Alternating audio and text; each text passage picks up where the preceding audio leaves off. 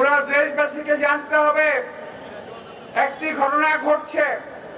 আমার সামনের ক্যামেরাম্যান ভাইরা আছে, আমার ছবি তুলছে, আপনাদের ছবি উঠছে, ক্যামেরা ধরে রেখেছে এদিকে।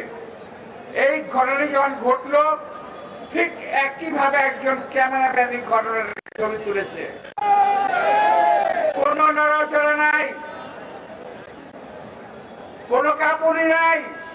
খেয়াল করে দেখবেন ভিডিওটি একেবারে মনে হয় তৈরি করা একটা ভিডিও। অর্থাৎ এই ঘটনাটি ঘটবে, ভিডিও করবে, দেশবাসীর সামনে তুলে ধরবে, জাতির সামনে বিএনপিকে মাথা নত করতে বাধ্য করবে, এমন চিন্তাধারা করেছিল। এই ঘটনার সঙ্গে বাস্তবের এবং সত্যিকারের বিএনপির কোনো সম্পর্ক নাই। আমার কাছে একটা ছবি আছে, আমি দেখাতে পারবো না এই মুহূর্তে। যিনি ধরা পড়েছে, মাহিন নাকি মিহির একটা ছেলে, এই ছেলের সঙ্গে এনসিপি নেতৃবৃন্দের ছবি আছে।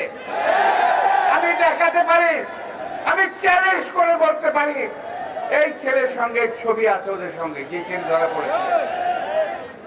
বিএনপির উপরে দায় চাপিয়ে দেওয়ার চেষ্টা করছেন।